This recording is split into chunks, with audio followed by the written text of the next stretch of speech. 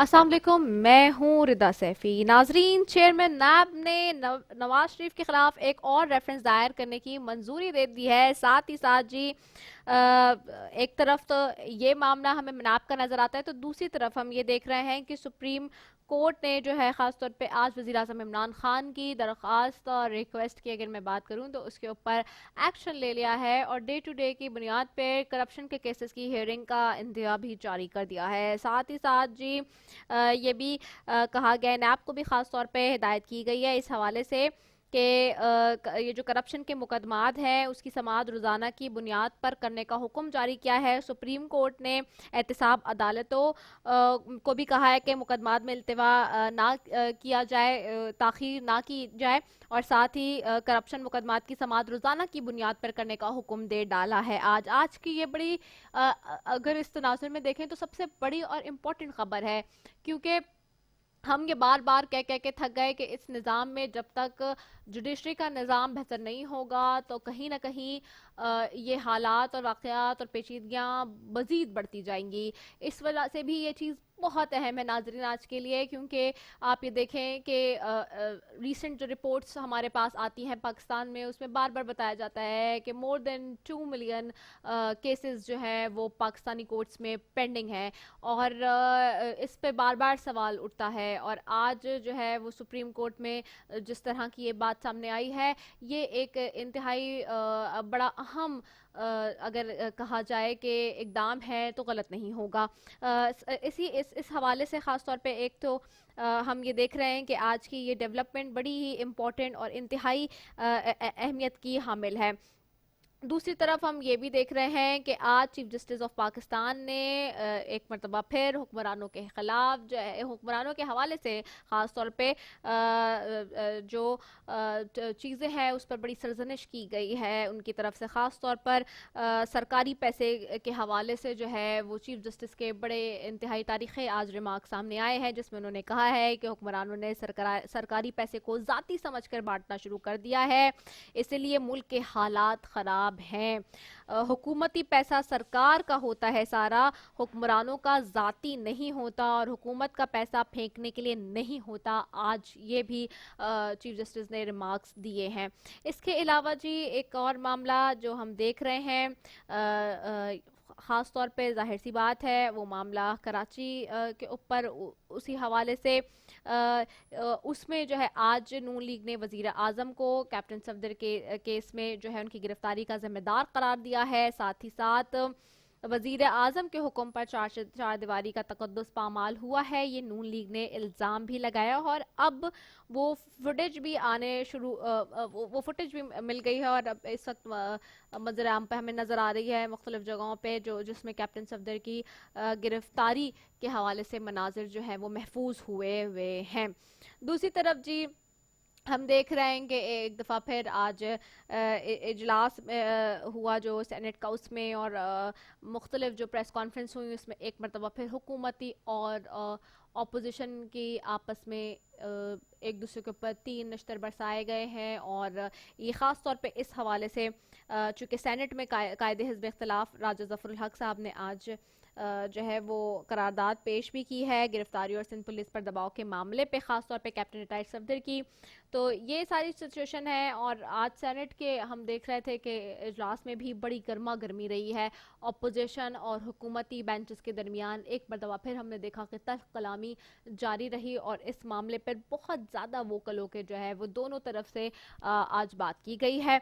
जबकि ये मामला अब इस मामले पे इंक्वायरी कमेटी बना दी गई है सिंध हुकूमत की तरफ से, जिसमें 5 वुज़रा को शामिल किया गया है, जिसमें उवैस कादिर शाह, नासिर हुसैन शाह, सईद गनी और मुराद अली शाह साहब खुद भी शामिल हैं इस सारी तफ्तीश करने में। लेकिन आज सिंध में एक डेवलपमेंट ये और भी हुई है कि वज़ीर आला सिंध ने चूँकि कल अपनी तकरीर में फ्लोर ऑफ द हाउस एक बात की निशानदेही की थी कि जी मेरी हुकूमत को के जाने का के लिए भी मुझे धमकी दी गई, उस पर आज पार्लिमानी जो है जो है मीटिंग बुलाई गई और पार्लियामेंट के जो सिंध के जो आपके मेंबर्स हैं सारे उनको एतमाद में भी लिया गया और इस हवाले से बात भी की है सीएम सिंध ने। जो 2-3 दिन जिस तरह के अकॉर्डिंग टू हिम जो जहनी दबाव उनके ऊपर रहा और जो सारी सिचुएशन रही उस हवाले से एतमाद में लिया गया है आज पार्लियामेंटेरियंस को और उनको बताई भी गई है ये सारी बातें। बहरहाल ये वो सारी चीज़ें हैं जो कि आज चल रही है। लेकिन एक तरफ हम ये भी देख रहे हैं कि पीटीआई के जो पार्लिमानी रहनुमा हैं इंक्लूडिंग ऑपोजिशन के रहनुमा भी वो भी सारे लोग इस वक्त हम देख रहे हैं कि इस्लामाबाद गए हुए हैं। इस्लामाबाद से ये खबरें आ रही हैं कि जी गवर्नर राज के लिए बैठक हो रही है वहाँ पे। सो आया ये क्या मामलात हैं और ये इतनी ज़्यादा एक खिचड़ी सी बन गई है अगर मैं ये कहूँ तो गलत नहीं होगा, जिसको देख के एक आम इंसान एक आम शहरी जो है पाकिस्तान का वो इस वक्त परेशानी का सी कैफियत में है, तशवीश का इजहार कर रहा है कि आखिरकार मुल्क में हो क्या रहा है, चाहे वो सूबा हो या वफाकी हुकूमत हो। परफॉर्मेंस बेहतर होने के बजाय नॉन इशूज़ में ज़्यादा जो है वो मुल्क इस वक्त घिरा हुआ नज़र आ रहा है। बहरहाल इस सारे मामले पे बात करेंगे। मेरे मौजूद मेहमान यहाँ पे मौजूद हैं। सबसे पहले स्टूडियो में बैठे मेरे साथ यहाँ पे मौजूद हैं एंथनी नवीद साहब हैं, एमपी हैं पाकिस्तान पीपल्स पार्टी के। आपको खुशामदीद कहती हूँ, बहुत शुक्रिया कि आपने ज्वाइन किया। साथ बैठे हैं सरदार रहीम साहब हैं, जनरल सेक्रेटरी हैं फक्शन मुस्लिम लीग सिंध के और जीडीए के इंफॉर्मेशन सेक्रेटरी हैं, सीनियर रहनुमा हैं। आपको खुशामदीद कहती हूँ, बहुत शुक्रिया सरदार रहीम साहब फॉर ज्वाइनिंग अस। साथ ही हमें ज्वाइन कर रहे हैं अकरम चीमा साहब हैं, एमएनए हैं पाकिस्तान तहरीक इंसाफ के, all the way from Islamabad. उनको खुशामदीद कहती हूँ, बहुत शुक्रिया अकरम चीमा साहब फॉर ज्वाइनिंग अस। अकरम चीमा साहब आपको मेरी आवाज़ आ रही है? हाँ, थोड़ी बेहतर नहीं आ रही, जरा बेहतर कर लें आवाज को। अच्छा ठीक है ठीक है, हम कोशिश यही करते हैं कि हाँ अच्छा ठीक, अब ठीक है चलें। बहुत शुक्रिया अकरम चीमा साहब कि आपने भी ज्वाइन किया। बिफोर कमिंग टू यू मैं ज़रा एंथनी नवीद साहब की तरफ जाती हूँ। एंथनी नवीद साहब, आप लोगों की एक मीटिंग हुई है अब से कुछ देर पहले जिसमें वज़ीर आला सिंध साहब ने आप लोग को एतमाद में लेने की बात भी की है। आप लोगों में ज़ाहिर सी एक तशवीश की लहर दौड़ गई थी जब उन्होंने कल house of the floor assembly के उन्होंने हुकूमत की जिस तरह की बात की, धमकी की और ख़त्म करने की, और फिर गवर्नर राज का मामला जो है कल से बहुत ज़्यादा फ्लेयर अप कर गया जब ये देखा कि गवर्नर साहब को including the almost all parliamentarians ही तकरीबन वहाँ पे इस्लामाबाद में सब मौजूद है पीटीआई के, और इम्पॉर्टेंट मीटिंग्स की खबरें आ रही थी। तो ये सारा सिनेरियो क्या हुआ और ख़ास तौर पे इस मामले के बाद जो कराची में हुआ जिसमें कैप्टन रिटायर्ड सफदर की गिरफ्तारी का मामला था, उसके बाद ये सब चीज़ें इस तरह से फ्लेयर अप इशू क्यों हो गया? बहुत शुक्रिया। देखें, ये सिर्फ मेंबरान असम्बली जो उनके लिए तशवीश की बात नहीं थी। मेरा ख्याल है हर पाकिस्तानी को, हर जमहूरियत पसंद को जो वज़ीर आला साहब ने कल जो बातें की हैं फ्लोर ऑफ द असम्बली, उस पर यकीनन तशवीश होनी चाहिए, और ख़ास तौर पर उन लोगों के लिए जो इस मुल्क में हक़ के हाकमियत जो है वो सिर्फ अवाम की समझते हैं, और जो इस मुल्क में जो जमहूरी निज़ाम है उसके तहत जो हुकूमतें तश्कील पाती हैं उनको अगर इस तरीके से उन पर शबखून मार कर और अवाम का जो मैंडेट है उसको अगर बुलडोज़ करने की बात हो तो ये तशवीश सबको होनी चाहिए। और ज़ाहिर है हमें सिंध के अवाम ने मुंतखब किया है और हम अवाम के इस मैंडेट को तो किसी सूरत में वो नहीं जाने देंगे। वो अपन जो भी उनके हथकंडे हैं वो तो पहले दिन से वो कर रहे हैं, आज 2 सवा 2-2.5 साल होने को आ गए हैं, तो वो तो कोई भी एक लम्हा जो है वो उन्होंने बुज़ाया नहीं किया कि जिससे सिंध हुकूमत को जो है वो उनकी अपनी ख्वाहिश के मुताबिक उनको हुकूमत से बाहर कर सकें, और ना ही इन सारे दौर में हमें कोई ऐसी कोई सपोर्ट मिली है वफाकी हुकूमत से जिसमें हम ये कह सकें कि जी जो फेडरेटिंग यूनिट होते हैं और जो फेडरेशन का एक काम होता है, वफाक का काम होता है, वो सूबों को जो स्ट्रेंथन करती हैं, जो सपोर्ट करते हैं, और उन सब से भी हटकर जो सूबों का अपना एक हक है एनएफसी अवार्ड की सूरत में वो हमें जो है वो ड्यू शेयर हमें दिया गया हो। फिर अगर हम कुदरती आफात की बात करें तो पूरी दुनिया जिस तरीके से कोरोना के साथ जंग में वो थी लड़ रही थी, हमारे मुल्क में और हमारे सूबे में भी जिस तरीके से कोरोना का ये एक मुश्किल तरीन वक्त गुजरा है, उसमें भी हमारे वज़ीर आज़म साहब का और वफाकी हुकूमत का किरदार भी सबके सामने रहा है। फिर उसके बाद जब ये टिड्डी दल का हमला हुआ उस वक्त भी वफाकी हुकूमत का किरदार सामने रहा है।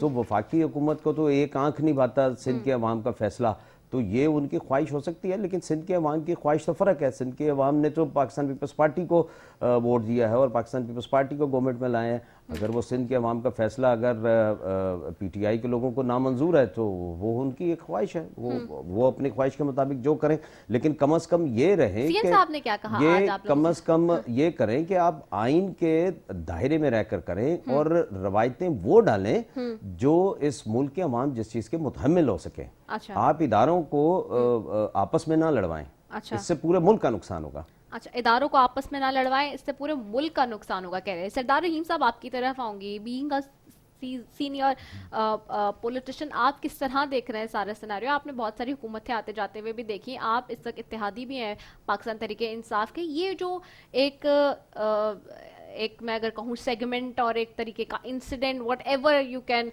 Give this terminology to this what happened 2 days back in Karachi.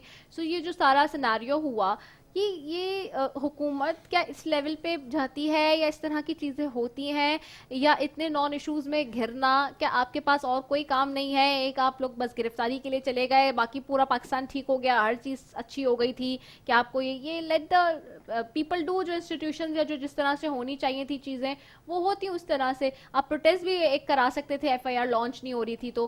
So ये क्या हुआ माजरा सारा? देखिए रिदा, आपने बिल्कुल सही बयान किया इसको। हाँ। मैं इसको इस तरह से बयान करूंगा कि ये इंडिकेट करता है, निशानदेही करता है आपके पूरे जो डेमोक्रेटिक और कॉन्स्टिट्यूशनल सेटअप है, सिस्टम है, उसके ब्रेकडाउन का। ओके। कि आप इस वाक़े को या दूसरे जो वाक़यात हो रहे हैं उनको अलहदगी में ना देखें, आइसोलेशन में ना देखें, ओके। उसको टोटलिटी में देखें।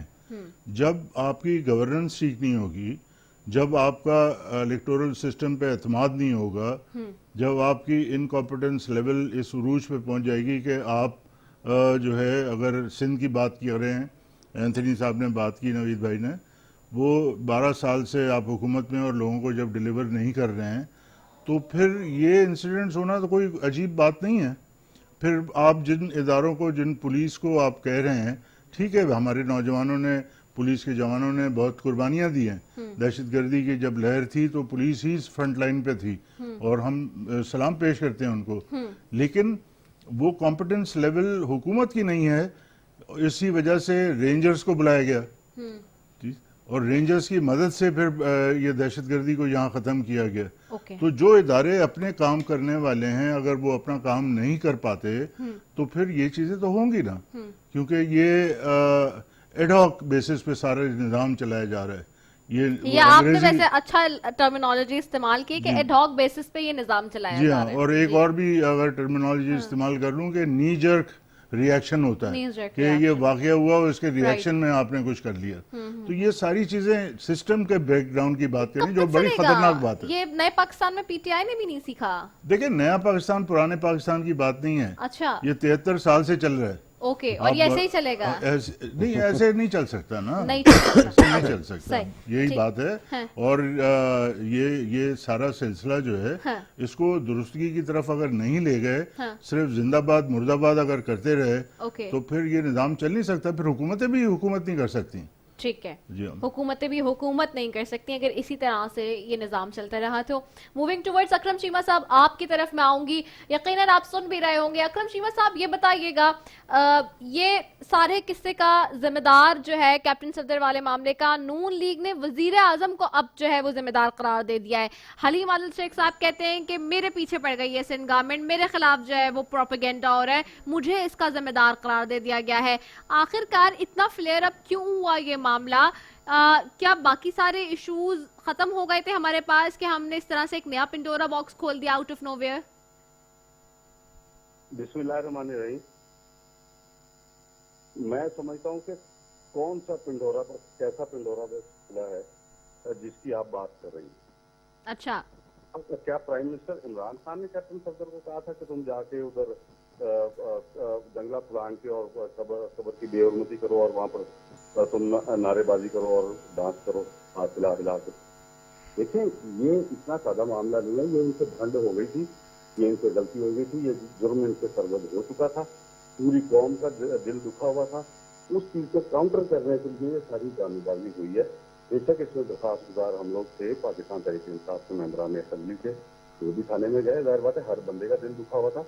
मैं तो 50 साल से देख रहा हूँ इस शहर के अंदर कि कायदे आजम के मज़ार की क्या अकीदत है। हम तो 6 साल के जब स्कूल में पढ़ते थे उस वक्त भी हम मज़ार कायद पे जाते थे, तो उस वक्त से लेके आज तक हमने तो इस तरह की कोई हरकत नहीं वहाँ पर मज़ार कायद के ऊपर जंगला फलां के अंदर जाके ऐसी हरकत करते हुए।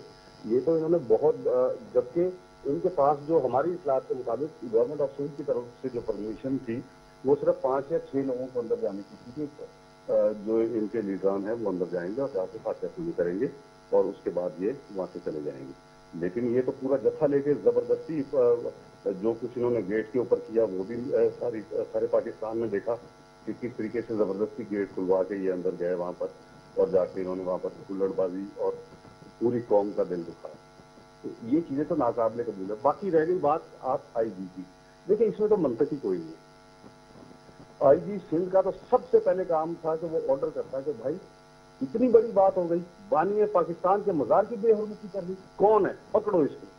ये तो विद इन 5 मिनट्स उसको ऑर्डर करने चाहिए थे, जिसके लिए पाकिस्तान तहरीके इंसाफ के मेंबरान को 10 घंटे तक थाने में जलील किया गया।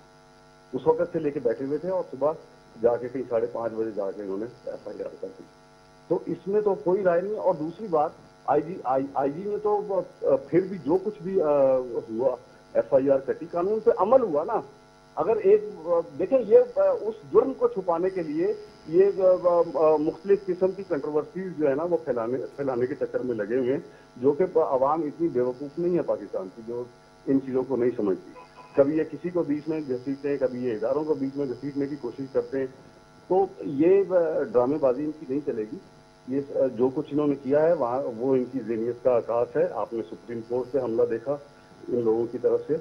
मैं तो समझता हूँ कि मज़ार कायद पे हमला किया है इन्होंने जाके, जब जिसके बारे में एक वाज़े ऑर्डिनेंस मौजूद है, वाज़े SOP मौजूद है, वाज़े कानून बना हुआ है कि यहाँ पर किस तरीके से आना है और किस तरीके से यहाँ से जाना है। अच्छा अकरम श्रीवास्तव साहब, आपकी बात मुकम्मल हो गई। अब मैं अपना सवाल कर लूँ क्योंकि मैंने आपको इंटरव्यू इसलिए नहीं किया कि आप अपना पूरा मौक़िफ़ पेश कर लें। अब ये बताएं कि 2014 में जब पाकिस्तान तहरीके इंसाफ अपना पूरा कुंभा लेके जिस तरह से गई और वहाँ पे प्रोटेस्ट, वहाँ पे जिस तरह के नारे लगे और जो वो सारे मनाजिर है वो भी हमारे सामने, वो फुटेज भी हमारे सामने इस वक्त मौजूद है जिसमें वज़ीर आज़म इमरान खान साहब जब ऑपोजिशन में थे तब वो वहाँ पे मौजूद थे।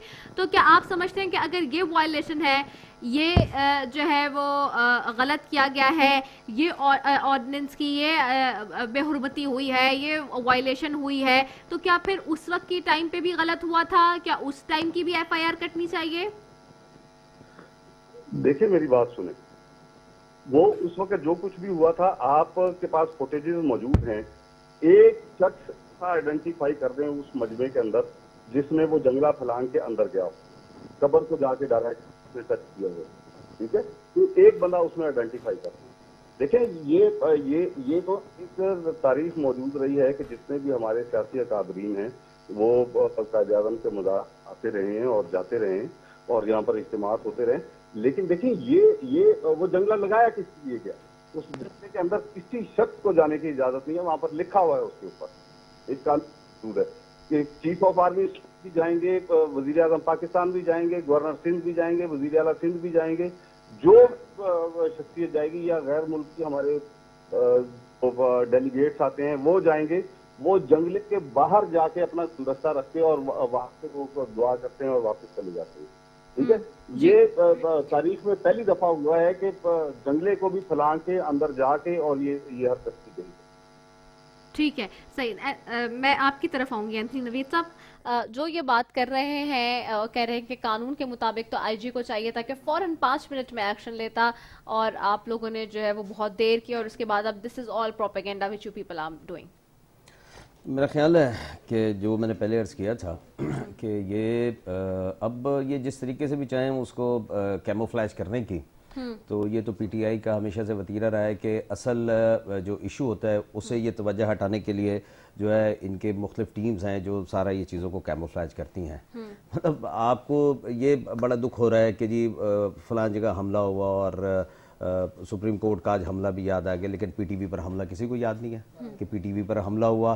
किसी को याद नहीं है कि सुप्रीम कोर्ट की दीवारों पर कपड़े लटकाए गए, वो किसी को याद नहीं है। वो तहज़ीक की गई, वो किसी को याद नहीं है। और यहाँ पर हमारे इस वक्त के जो मौजूदा वो सदर पाकिस्तान है, उनकी अगर फुटेजेस निकाल के देख लीजिए, जिस तरीके से उन्होंने पुलिस को धमकियाँ दी और कहा, और फिर जब अपना टारगेट अचीव किया और मुल्क के इस वक्त के मौजूदा वज़ीर आज़म को कहा गया कि जी टारगेट अचीव, हमने वहाँ पर हमला कर लिया, ये कर दिया, मतलब उस पर कहीं पर किसी को कोई शर्मिंदगी नहीं है। मतलब वहाँ पर कोई एहसास नहीं होता कि चलें जी आज के मुल्क के इदारों में वहाँ तो केसेस हैं ऑलरेडी, उस पर कोई फैसला नहीं हो रहा।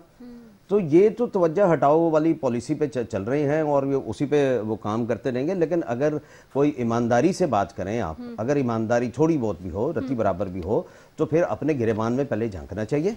अपने गिरेबान में झांकने के बाद जो है ना, दूसरों पर उंगली उठानी चाहिए कि हमने क्या किया है।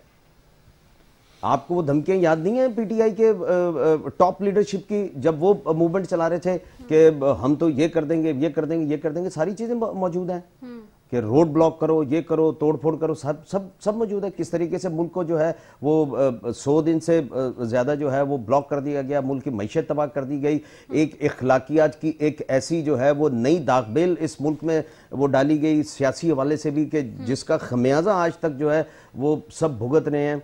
और इसके अलावा आप देख लीजिए कि ये जो बात आप कर रहे, आप जैसे आप भी कह रही हैं कि जी आईजी साहब को जो है वो एक्शन ले लेना चाहिए। भाई अगर थोड़ी देर के लिए कह रहे थे, हाँ। चलें, थोड़ी देर के लिए आप इस चीज़ को पसे पुश डाल दीजिए कि जी आईजी साहब ने एक्शन नहीं लिया, लेकिन ये उसके बाद जो एक्शन हुए हैं उस पर किसी को कोई नदामत है?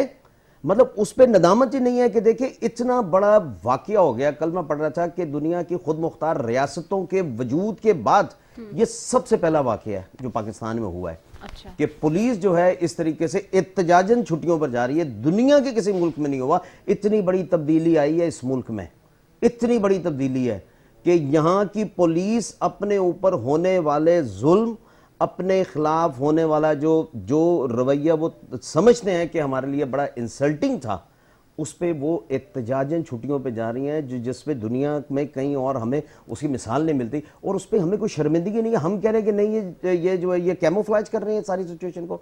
हमें बजाय उसकी डिटेल में जाना चाहिए। वजीर आजम साहब का ये फर्ज बनता था कि बैसियत हुक्मरान, ठीक है ना, वो इस मुल्क के हुक्मरान हैं, वो इमीडिएटली कांटेक्ट करते हैं। अगर आप वजीर आला सिंध से नहीं करना चाहते थे तो आप आईजी से कर लेते, आईजी से नहीं करना चाहते थे गवर्नर से कर लेते। आप पूछते तो सही उनसे कि भाई ये एकदम पुलिस अफसरान जो है वो क्यों छुट्टियों पर जा रहे हैं, आखिर वाकई की तहकीक होनी चाहिए, ये अनाउंस करते।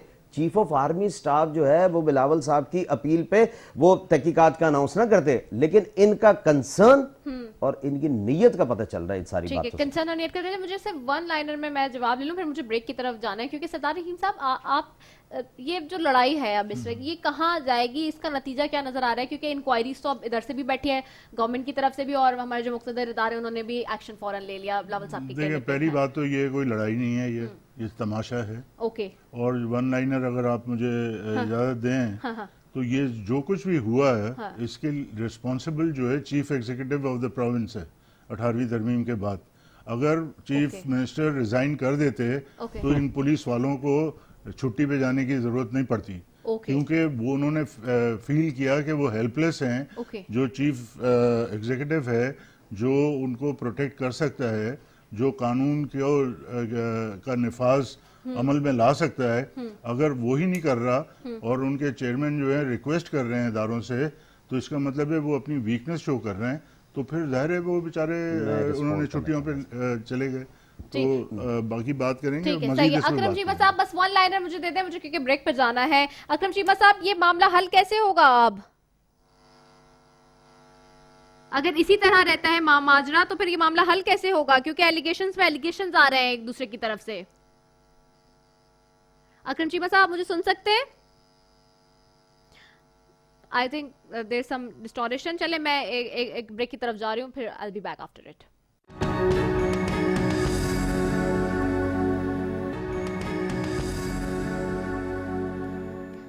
वेलकम बैक नाजरीन। और ब्रेक पे जाने से पहले गुफ्तगू हो रही थी हमारी, और मैं चाहूंगी कि एंथनी नवीद साहब जो है रिस्पॉन्ड कर दें, तो फिर मैं I will go for the further. मैं रिस्पॉन्ड करना चाह रहा था, जैसे सरदार साहब ने अभी बात की कि जी सूबे के जो चीफ एग्जीक्यूटिव हैं वज़ीर आला, उनको जो है वो एक्शन लेना चाहिए था। देखिए दो चीज़ें हैं। पहली बात तो ये है कि हम इस बात को पहले तो तस्लीम करने के लिए तैयार हों कि जो आईजी सिंध के साथ जो वाक़या पेश आया है वो दुरुस्त है या गलत है? हम पहले इस डिबेट से निकलें कि ये तमाशा था, फलां फलां फलां था। देखिए, वो सूबे के पुलिस के सरबराह हैं, उनके साथ जो वाक़या पेश आया है, क्या हम उसको गलत करार देते हैं या सही करार देते हैं? जो भी रवैया उनके साथ रखा गया और जिस रवैये की वजह से वो एहतजाजन छुट्टियों पर जा रहे हैं, सबसे पहली बुनियादी चीज़ ये है कि हम उसको कम से कम गलत तो कहें। दूसरी बात यह है कि आपके सामने पिछले चंद माह की, आप जब से ये सिंध गवर्नमेंट आई है और उससे पहले भी पाकिस्तान पीपल्स पार्टी की, जब भी वज़ीर आला साहब ने सूबे के पुलिस चीफ को तब्दील करने की बात की तो हमेशा हमारे राह में वफाक आड़े आया। अगर रिस्पॉन्सिबिलिटी आज आप जिस तरीके से सरदार साहब फरमा रहे हैं कि ये सूबे के वज़ीर आला की है, तो जब वज़ीर आला इस सूबे के पुलिस चीफ को चेंज करना चाहता था तो उस वक्त उसका इख्तियार नहीं होता था, उस वक्त उसके कहने पे कभी वो तब्दील नहीं करते थे। ठीक है। हालांकि ये नाम भी जब इस वक्त जो मौजूदा आईजी हैं, इसमें भी वफाक की जो है वो बिल्कुल मुशावरत शामिल रही है और उनकी वजह से हुआ है। जब हम इनकी तब्दीली का या नए आईजी की बात करते हैं तो जब वज़ीर आला जो है वो जिम्मेदार नहीं होता। चलिए ठीक है। आज इस वाक्य के बाद सबको याद आ रहा है कि जी वज़ीर आला जिम्मेदार मैं थे, इसमें लेकिन कुछ फिर कहना भी चाहूंगा। सूबे का चीफ एग्जीक्यूटिव अपने सूबे की पुलिस के ना सिर्फ साथ खड़ा है बल्कि उनकी हर तरह की सपोर्ट के लिए ठीक है। सूबे का एक एक शहरी जो है वो खड़ा ठीक हुआ है जी, सरदारीन साहब रिस्पॉन्ड करते हैं। मुझे शकील अहमान साहब के पास भी जाना है, वो भी ज्वाइन आप कर चुके शकील हैं। अहमान साहब से जी। बात कर ले, मैं फिर बात कर लूंगा। ठीक है, चलिए सही। मैं शकील अहमान साहब के पास भी चले जाती हूँ। बहुत शुक्रिया शकील अहमान साहब, आपने ज्वाइन किया एमएनए मुस्लिम लीग नून से, आपको खुशामदीद कहती हूँ। शकील अहमान साहब, ये बताइएगा कि आज नून लीग ने ये जो सारा वाक़या कराची वाला जो हुआ है उस पर वज़ीर आज़म को जिम्मेदार करार दे दिया है। खासतौर पे जो वीडियो सामने आई है उस पर मरियम औरंगज़ेब कह रही थी वीडियो इमरान खान की हुकूमत के इंतकाम का सबूत है। अगर ये इसी तरह से माजरा चलता रहा तो चूँकि अब इंक्वायरीज़ के ऊपर बात चली गई है, सिंध गवर्नमेंट ने अपनी एक तहकीकाती कमेटी बना दी है जिसमें 5 वज़रा हैं, फिर कोल साहब भी जो हैं हमारे वो ले चुके हैं इसके ऊपर एक्शन, और उन्होंने भी हिदायत जारी कर दी है यहाँ कोर कमांडर साहब को। तो अगर ये सारी सिचुएशन इमर्ज हो गई उसके बाद भी स्टिल इसके ऊपर इस तरह से बात करना, डू यू पीपल ले थिंक कि ये फ्लेयर अप हो रहे हैं मामला, अगेन इसको ठंडा करना चाहिए अब?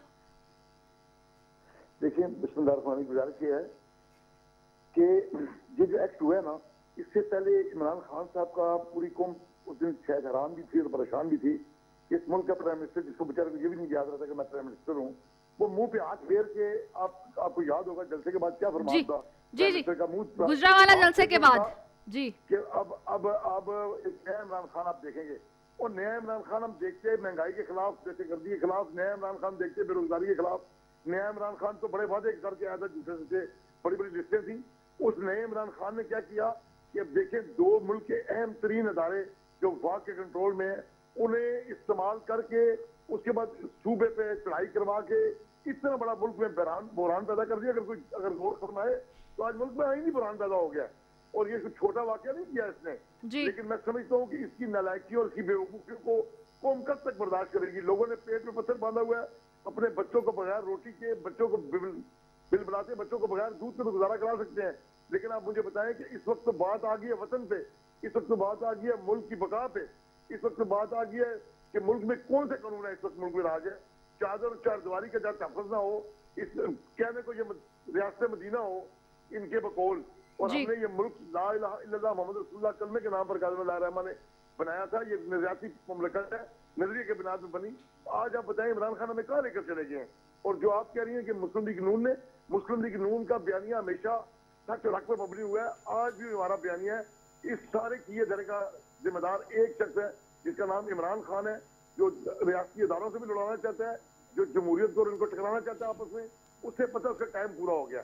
देखिए वो जितने दिनों के लिए आया था ना, उससे फालतू टाइम लगा गया, ओवर टाइम लग रहा है उसका, इसलिए कि उसकी तो वो तो कैरेक्टर नहीं था। 2 साल गुजार गया।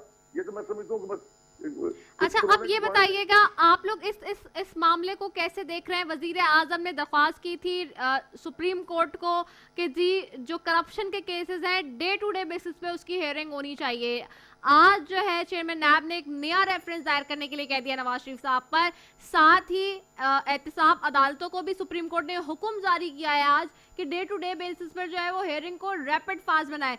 आप लोग इसके हक में होंगे या नहीं?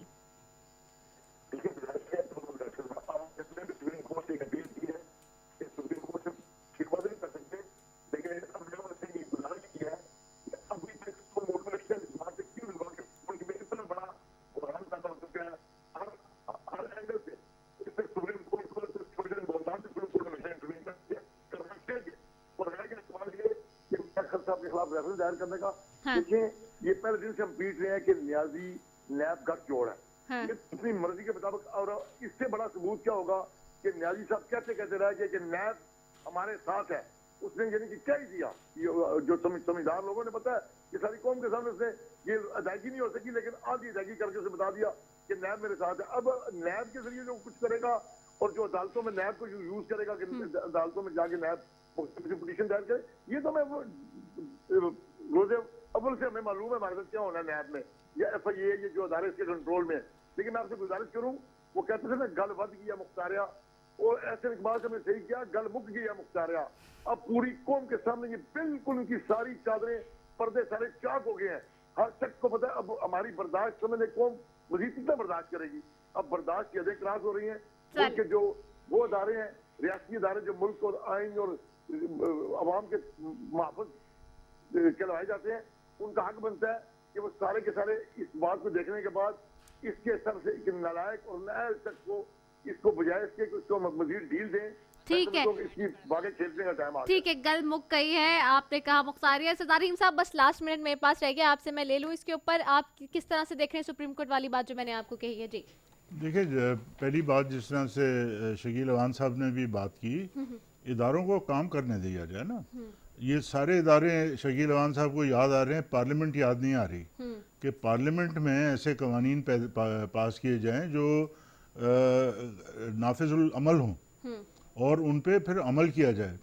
सिंध हुकूमत कहती है जी मरकज़ की सेलेक्टेड है, PMLN कहती है जी वफाकी हुकूमत सेलेक्टेड है। तो सिंध हुकूमत कहाँ से आई है? मतलब अवाम की मैंडेट से सेलेक्टेड, ये भी सेलेक्टेड हैं। अच्छा। तो इदारों को अगर आप इलेक्शन कमीशन को इंडिपेंडेंट नहीं बनाएंगे, लेजिस्लेशन पार्लियामेंट नहीं करेगी, जो दूसरे इदारे हैं मतलब इंसाफ देने वाले, फराहम करने वाले इदारे, उनको फाल नहीं करेंगे, तो फिर यही हालात होंगे। ठीक है, ठीक है, बहुत शुक्रिया एंथनी नवेद साहब आपका, सरदार रहीम साहब आपका, और शकील अमान अकरम चीमा साहब आपका। आज एक नई बात यहाँ आई सामने, सरदार रहीम साहब ने कहा कि सिंध हुकूमत कहाँ से, ये वो भी सिलेक्टेड है। वेल, इसके ऊपर मजीद कमिंग वीक में जी बात करेंगे। इसी के साथ अपनी मेज़बान रिदा सैफी को दीजिए इजाज़त। पाकिस्तान जिंदाबाद।